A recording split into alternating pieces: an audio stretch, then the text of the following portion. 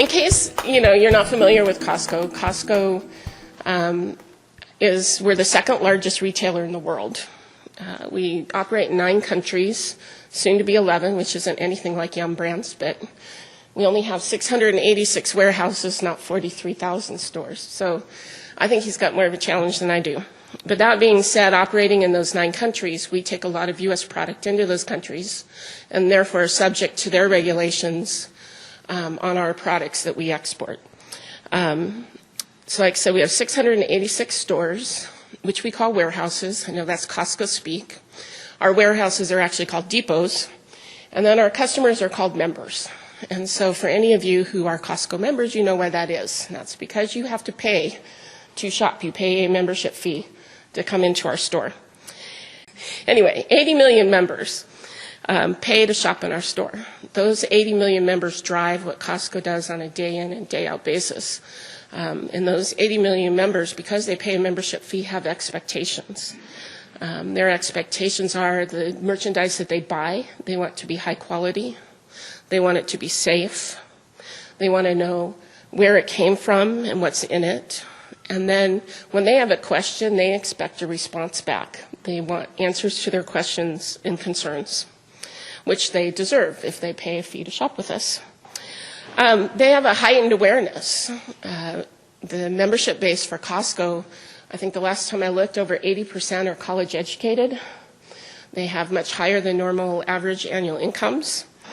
Our biggest growing segment right now are the millennials, which is a challenge in and of itself because millennials are very tech savvy. They use social media and the internet and blogs as their primary source of information, as well as their primary source to communicate. And so when you're a retailer, it's kind of difficult to live in that world. So we're learning, we're growing. But we also have responsibilities to our membership base. We've always had the perspective from the food safety and quality side that what we do really should be invisible to the members. When you come in and shop, you shouldn't have to worry about what you're getting. You should just be able to find that, what we call treasure hunt item, go home and just be totally happy and come back next week and buy it again. And that's still kind of our main goal, is to keep that invisibility, but it doesn't work so much, or it's not as easy as it used to be, let me put it that way. We're more and more getting pulled into the public dialogue about certain topics, this being one, animal welfare being another, sustainability being another. So it's not enough to just be invisible and hope that, we know our Costco members trust us, that shows up in our data, but anymore it's just not enough. So what other responsibilities do we have? We have a responsibility to the animals. Costco is committed to the welfare of animals used in the production of food.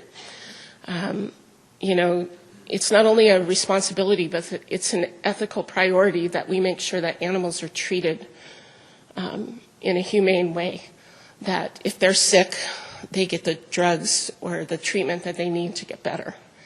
I know this morning there was a question in the panel at the end that says, do the requirements from your customers, pushing you towards this organic and antibiotic-free stuff, is that going to compromise the animal welfare? And I would hope that this kind of answers that question. Animal welfare is first in our utmost priority to make sure that that happens. We're also, from a sick animal perspective, we don't want sick animals in the food chain, because that could cause us extra potential food safety issues. So we really, fundamentally treat the sick animals. We also have to be aware of sustainable practices, because we are a huge consumer, as Donnie would know, of, buying as much as we can. And we're only 686 stores now. Well, we have a goal, 5-year goal, to be close to 1,000 stores. So where's that product going to come from? And then when we source it,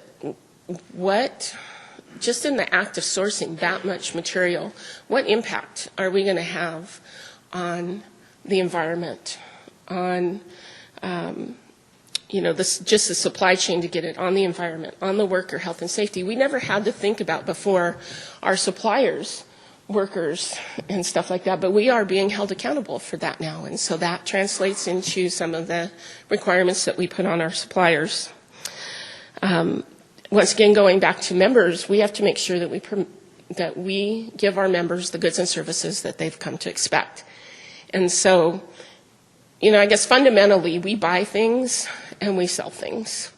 And the members drive what our buying practices are going to be, what they want, right? Because if we have something they don't want to buy, then we don't make any money. Right now, that happens to be in the organic market or in the antibiotic-free market. And so we're going to continue to grow those offerings and provide those to our members at a cost that makes sense. That being said, we sell these items right alongside items that are made from animals that are raised in conventional agriculture. We make no differentiation in our signage or anything like that that says one thing is better than another. We think choice given to a consumer is what's important. We also need to be able to provide accurate information to our members. And so that's where we rely on our suppliers and on veterinarians and on academia to inform us so that we're able to properly inform our customers when they have questions. What is Costco's position on antibiotics in animal agriculture? We support the regulatory positions on the use of antibiotics in animal agriculture as they relate to the medically important category. So you shouldn't be using medically important antibiotics without veterinary oversight, and they should be being used for a specific purpose to treat a specific illness. We work with our with the regulators, our suppliers, antibiotic suppliers, and we've had a lot of conversations with our own suppliers, which Donnie would be familiar with, about reducing the shared class antibiotic, either reducing or eliminating it completely to get it out of the food chain. And so far, we've gotten really good response in those conversations that we've had, and most of the suppliers were already working on it on their own anyway, as Donnie alluded to. And then finally, we need to use science to make informed decisions. So especially in topics that tend to be emotionally charged and very passionate, they're driven from a point of passion. It's hard to get hard not to get wrapped up in that, but you really have to make sure that you don't, because you can't drive policies and decisions for a company going forward based on that. It really has to be based on science. And then finally, we think it's important, really important, to engage. When I say stay informed, that's Costco. And that's not just the food safety people. This goes down to the very lowest level of buying. We routinely have, like I said, doctors, human doctors, veterinarians, our suppliers, the animal antibiotic suppliers. They come, or we go to their meetings, or they come into our office and they give us presentations and they teach us. And that teaching is just crucial when it comes to going back out and securing the product that we need to have, so that we're better informed, we're able to ask better questions and make those more informed decisions for our members. And then we need to be a part of the dialogue with our members. And here I'd like to say that I think that it's not only what we say, but how we say it becomes very important, because we can use a lot of big words when it's kind of like you were saying, we can use a lot of big words, but our customers, that doesn't really resonate with them. That's not, they don't want to know, what's a medically important antibiotic? Well, aren't all antibiotics medically important? That's kind of their logical thought process. What do you mean an ionophore is not an antibiotic? It's antimicrobial. It just doesn't, it's not important. They just hear the word antibiotic, and that's what they're focused on. And then we can say something like, well, we need antibiotics to keep animals healthy.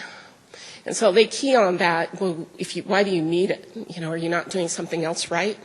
So we really have to be careful about how we address our consumer base when we're talking with them. And instead of saying something like, we need antibiotics to keep animals healthy, It should be something along the lines that antibiotics is only one tool that a producer has in their overall animal management practices that they can use. So what about feed? What about housing systems? Stuff like that. We need to be able to, the next three things down, I'm not saying that we have the answers to these. These are really where we need that education piece so that we can talk intelligently back to our customer base. And that is one, how can we factually explain antibiotic resistance and its causes? We feel, at least we see within our membership base, that there's some confusion around when we try to explain antibiotic resistance to them. It's not only in the public, but I think it's also in the professional circles. And so I think we generate a credibility issue when we can't adequately explain this to them. And then what classes of antibiotics are being used? Like I said, if we use medically important, what does that mean to a consumer? Do they understand the difference? All they see is, well, 80% of all the antibiotics used in animals, so that's like way too much. So we need to be able to explain that to them. And finally, we feel that consumers don't adequately understand withdrawal times and antibiotic residues. We don't think that they really understand that it's against the law to sell products with antibiotic residues in it. So how do we and how do our suppliers have this discussion at the consumer level? And I think that's where we're looking for guidance and why we seek out to talk to people about this. I think keeping engaged in a dialogue is more important now than it ever has been. And we need to keep continuing to do that if we think that we want to be able to continue to build consumer trust in the products that we sell.